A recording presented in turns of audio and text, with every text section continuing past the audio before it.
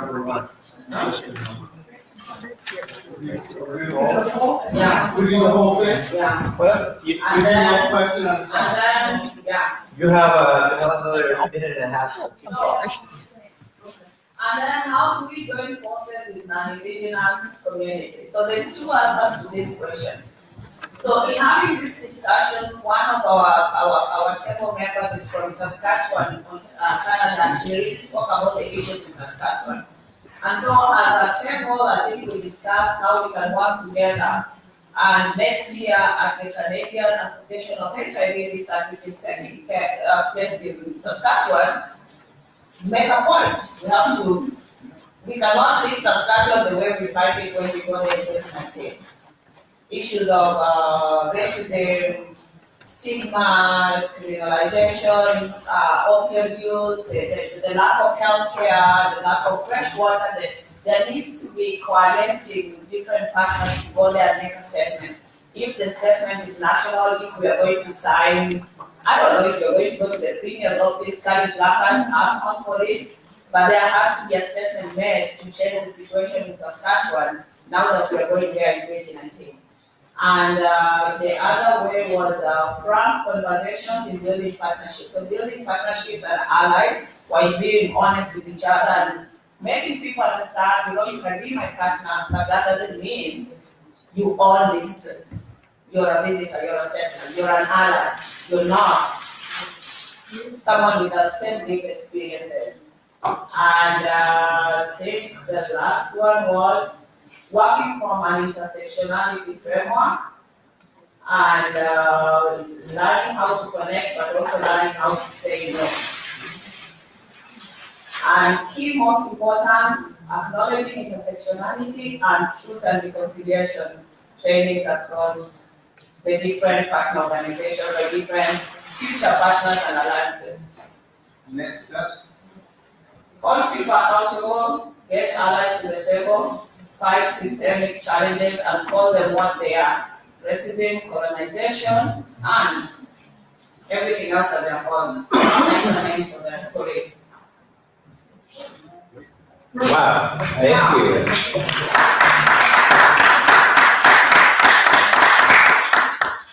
Would the other person be ready? Go for it.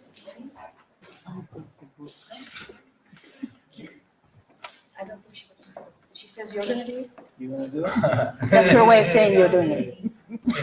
I got the book with the notes. I feel like I'm sitting down to tell you a story. And it was really kind of a lot of stories in our group. So You have 3 minutes. I have 3 minutes. So I'm just going to go through, not necessarily in priority, but in terms of discussion. We must have Indigenous people living with HIV at every table, every opportunity that we can to unite in the Indigenous global health movement and other sectors is critical. To include youth. Youth seems to be quite a missing piece. We talked about succession planning for within our movement and how we're going to pass on our knowledge and skills to those that are coming. Recognize that there are still groups that may not be able to engage due to lack of resources. How do we bring people up together to look at how we can change some of the ways that we connect to be more Indigenous-led? So as opposed to some of our ways of doing meetings to come and bring in our ceremonial ways, to adopt certain practices like other groups have done. An example that was given was bringing a number of stakeholders into a room with the focus on what that relationship building or working together would look like. Idea of a blueprint was brought up.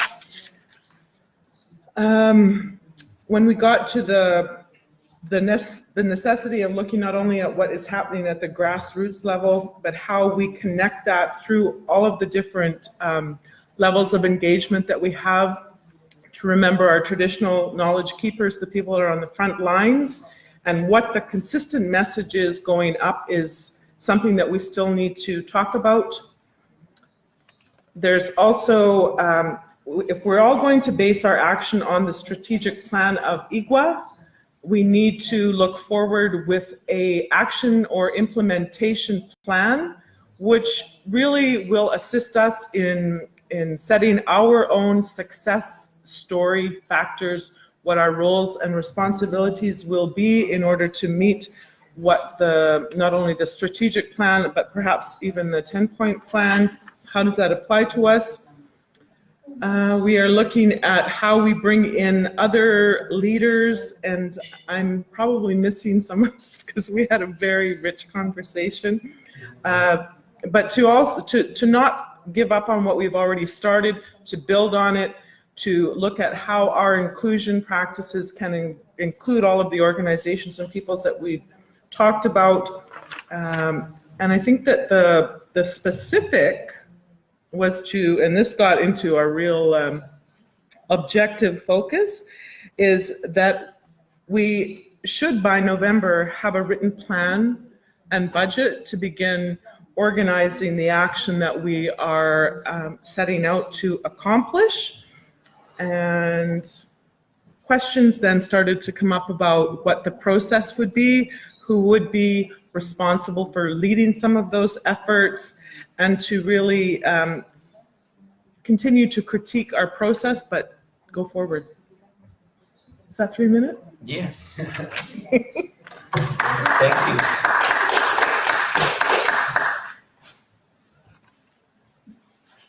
I'll start with I joined a group, and then you can help me out. In our group, we started with questions 1 to 4, and I should time it for 3 minutes.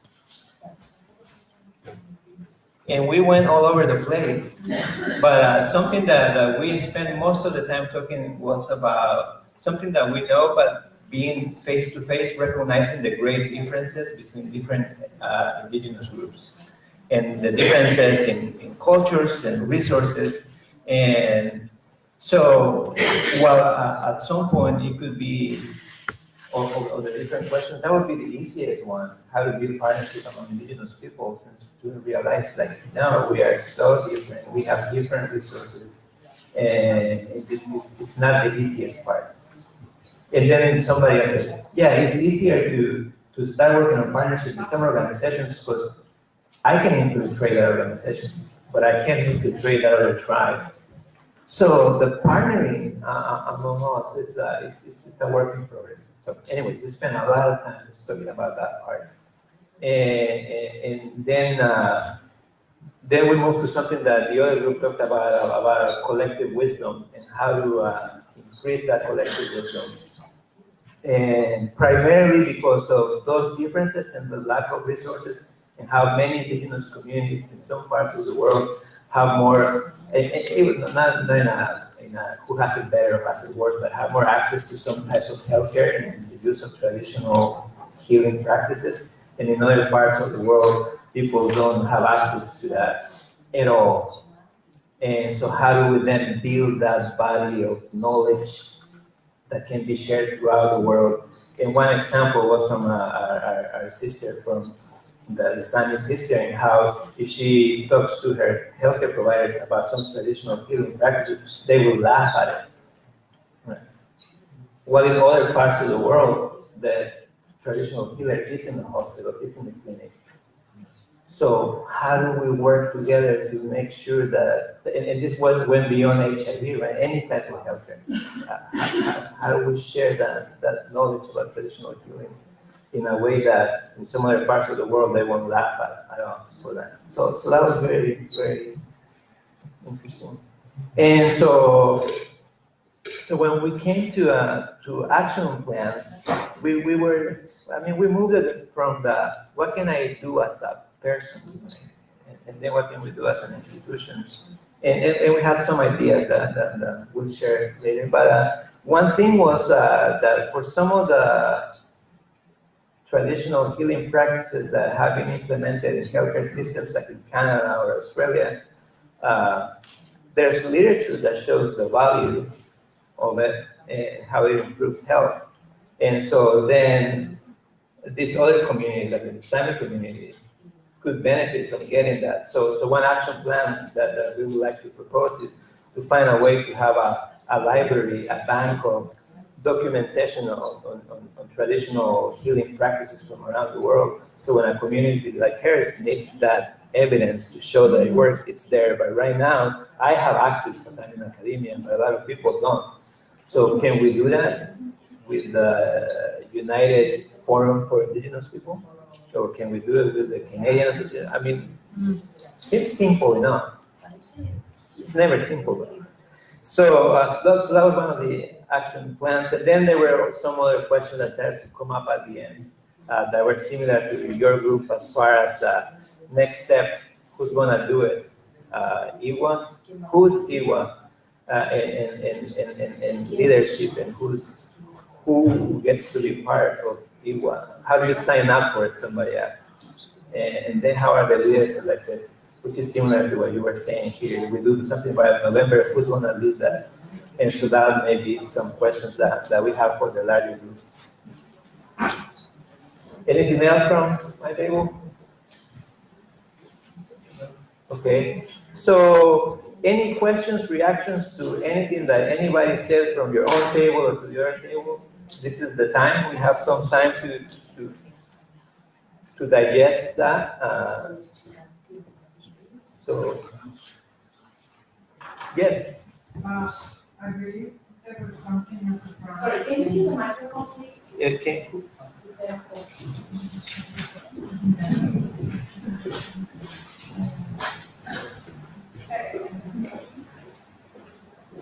There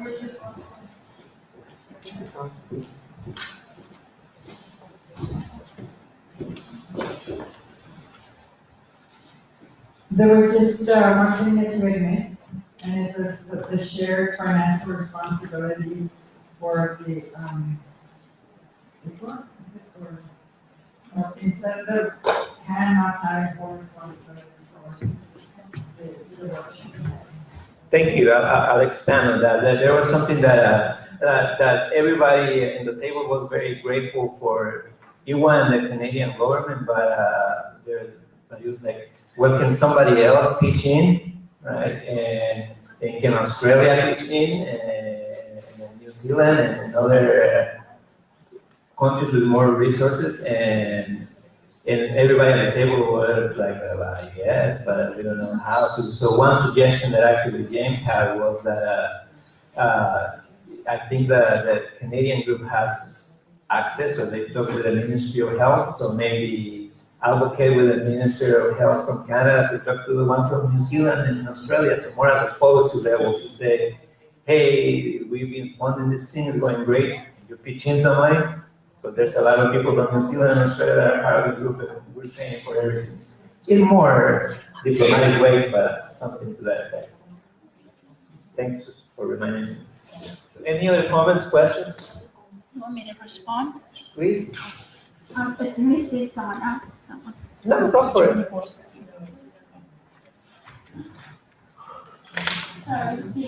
See.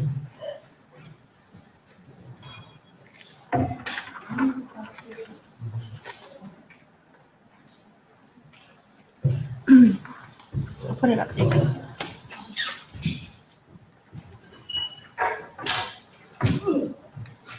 Okay.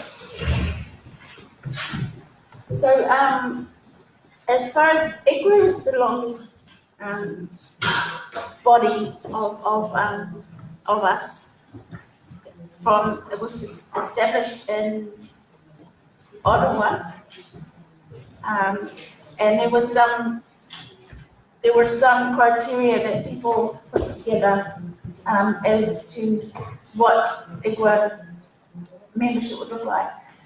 It was a working group. And if anyone, looks at processes of working groups, it's the people who are willing to work towards what our goals were and our strategies that we put together in Vienna in 2010. IGWA enlisted, we tried to enlist, we didn't know whether to come from a regional focus, but we tried to enlist a wide, diverse range of people.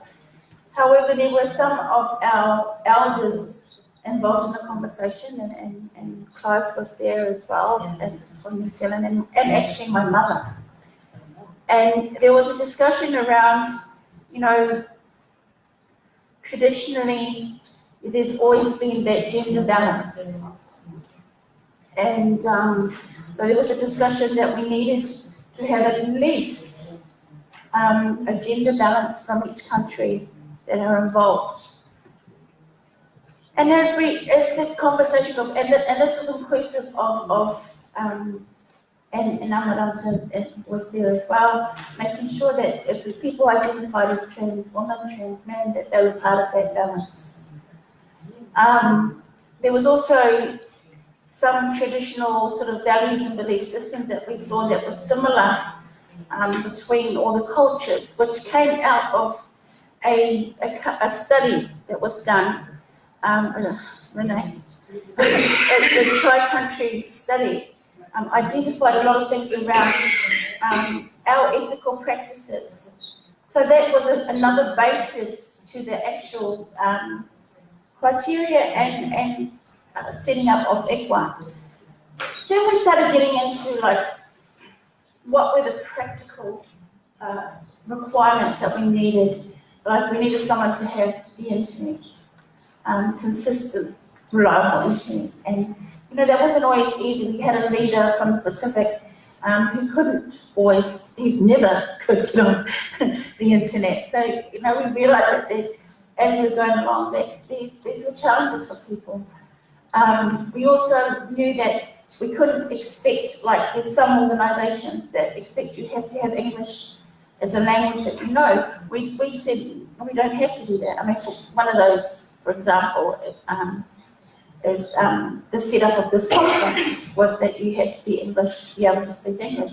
We said, no, we are a Indigenous organisation. We weren't going to do that. We wanted to include diverse languages and cultures.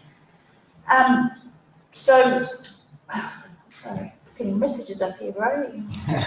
Okay, so, but we needed people that had Indigenous knowledge, and whether that be from their own area or from their own knowledge seeking, and also had been involved in the response to HIV within their own community. We also needed to make sure that what they were saying was true, that they were doing those things. So we asked them to provide a letter from the community that supported them as a leader for ICWA. Then we started, oh gosh, do you know what happened? Help! I lost it. Oh, hold on, I got it back, I won't touch it now. So we looked at,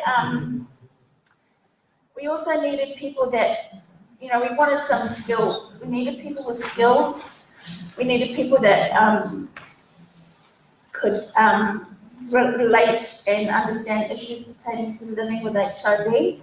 And those linkages to community networks, not only HIV networks, but also your own community, your own, I was just going to say iwi, or your own tribal affiliations.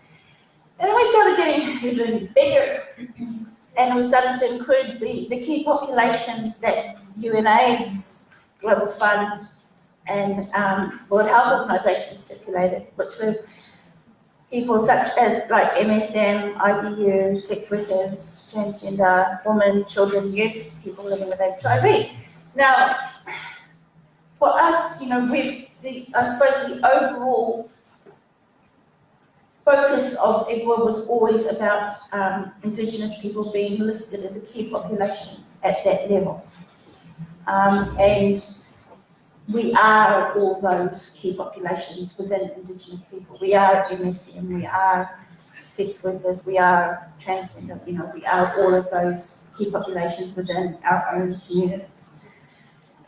We also needed people to work, that we didn't do police checks, but we needed people that, you know, we could trust and have had experience in governance and that kind of expertise, and able to communicate and network widely. So we needed to know that the knowledge, that dissemination of that knowledge was going back into the community all the way to grassroots. I'm not going to go into every single thing. So it was, the key point was making sure that your employer supported your involvement, so having a letter from your employer that you could be involved. The second key point was that you could demonstrate that on a practical level within your country, you would be able to practice and share the knowledge that we will share it and do it. We soon, in the strategic plan that we put together in Vienna, it was identified, we had about, was it 6 or 7 objectives? I think six, and we combined 2 into 1. But one of those objectives was about being registered as an NGO. Now, this came up at the last pre-conference and the meeting that we had in Ottawa over lessons learned, that meeting we had in Ottawa over that, and how, you know, our main support and main input into IGWA had come from Canada, and also CAN was basically our physical agent and the holder and the guardian of the project. It was called a project called IGWA. Always knowing that in our strategic plan, we always envisioned that we would be an international NGO eventually. I know I'm going on, I'm sorry. But it's giving you the history of how we got to EHAC. Now EHAC, well, the International Indigenous HIV and AIDS Community, is an NGO, it's registered as an NGO. It's independent from Canada. However, it's not funded. It is still, the relationship that EHAC has with IGWA is that IGWA are the advisors of EHAC, and the members of EHAC are our communities. So we, am I saying this right? Sort of. So the word, what we mean by community is that throughout, we're hoping to develop a strategy where our communities are more involved, that we would be able to seek funding that would go towards constituencies or networks that have community members. There is some large funding organisations that do fund international groups, and the criteria for that is that we must have constituencies and networks on the ground of people living with HIV and people working in the area. So the long story short is that we couldn't, because IGWA was not a registered NGO, we had to extend IGWA into EHAC to do that. The plan, you know, and the gratitude that we had for Canada was that they always thought that we would get the support from other countries to take off. And we have sometimes, in particular when we went to Melbourne and Sydney, it was amazing the support we got from the government in Australia through our brother James's advocacy up there. And we were hoping that that would just keep going. James and Michael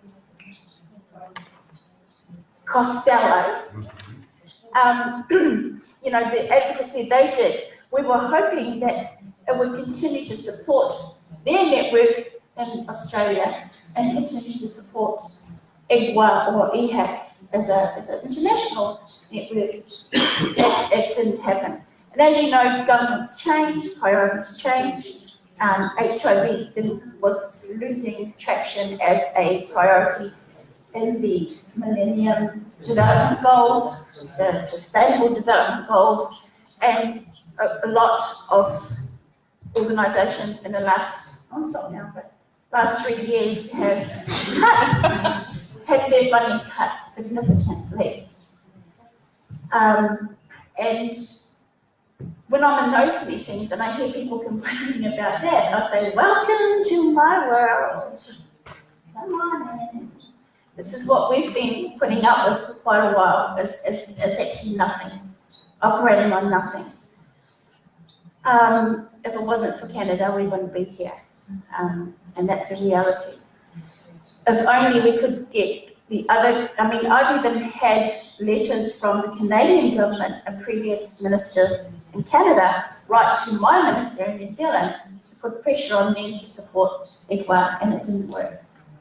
So I think, you know, there's still a lot of work to be done. In recruitment, I'm going away from recruitment, we do need to do a recruitment drive for IGWA. We do need to get new blood and new countries. We need to start including Asia, more of Africa. We need to include the Crimean Tatar people over in Ukraine. There's so many people that have not actually been brought into the network. And we will keep working on making those connections. Now, I'm not going to go into what I was going to talk about yet, but I'll be back soon to talk about the conference, on how we can do that.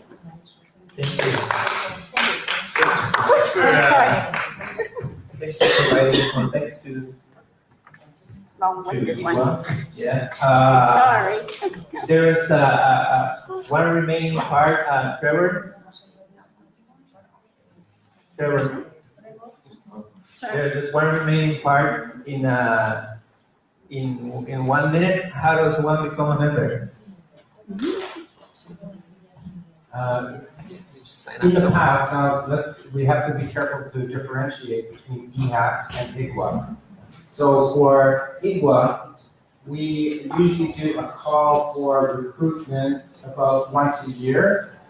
We haven't had one in a year and a half. But we ask the current leaders to reach out in other countries in their region or even in other regions and to send them the recruitment package, which shows, we send them the terms of reference, how we operate, we send them a list of criteria of what it requires to be a leader, and then we review there's a process where the Orientation, Accountability, and Recruitment Committee reviews and grades the applications that come in and makes recommendations to the full complement of IGWA leaders, and that's how the decision is made. When it comes to EHAC, the board of EHAC was selected from the leaders of IGWA. And in our initial discussions about how this would look and what is the division of labor between the two organizations, one idea that was quite popular is that EHAC be the financial oversight body and high-level governance of the operations and policies of the organization, but that IGWA would become a cultural advisory and people's advisory committee, another level of governance. And that hasn't been finalized, and more discussions need to take place. And this is a very timely discussion, because in order to apply for a Robert Carr Networking Fund, we need to show constituencies of EHAC, of the NGO, which currently we haven't developed that criteria, and without it, we can't actually qualify for that funding. So representation is very important. One key element is that both leaders of IGWA and board members of EHAC need to be consultative in their regions, but two-way, to bring the decisions and the tools and the outcomes from EHAC to the communities, but also bring the wishes and needs and information back. So there's a two-way knowledge transfer and exchange. Sorry, but just to let you know, the Robert Carr Fund itself actually funds the development of networks. Sorry? The Robert Carr Fund actually funds the development of networks. So our next step of where we want to go, they actually fund that. Thank you. I know these were questions from a couple of tables, so I hope they answered your question, and if you didn't, we're still sticking around, so I appreciate that. Does anybody else have any comments about the response or anything else from the previous reports? Does anybody want my business card? And we will have business cards. But thank you for also telling us how do people sign up, and there's a code every week and all that stuff. So, one group talked about building a collective wisdom, and I was wondering if you could tell us, I think that was if you had any pointers on how to do that. So,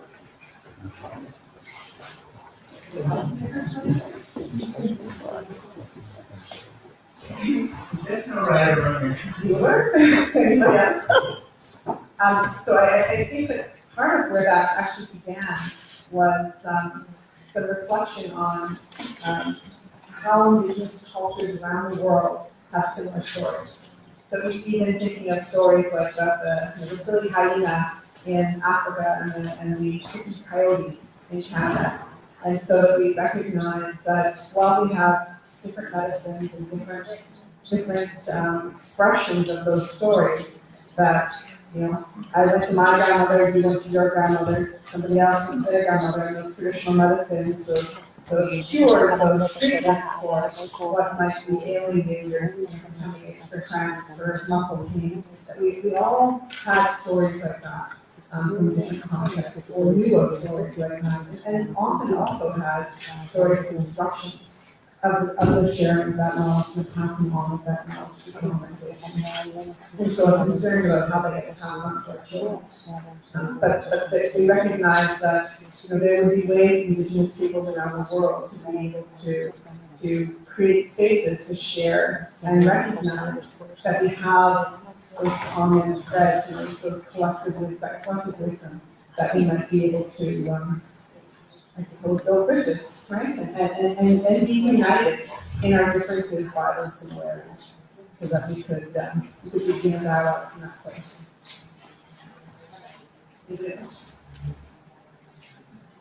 Thank you. And I was counting on the flexibility of the group to continue the conversation, but I'm told that the scheduling doesn't work the way that they have coffee waiting and it's gonna get cold. So, does anybody have any burning questions or comments that we want to do for a couple more minutes? Then we need to break because the show wants to go on. And but the plan for now, just so you know, I'm collecting all the notes from all the tables, and I'm gonna put them all together and summarize them and try to make some sense of it. I will send them back to as many of you as possible as a form of member checking, so you can tell me, no, that's not what we said. And so it's your document. Everybody's completed the evaluation, it is the last day, please.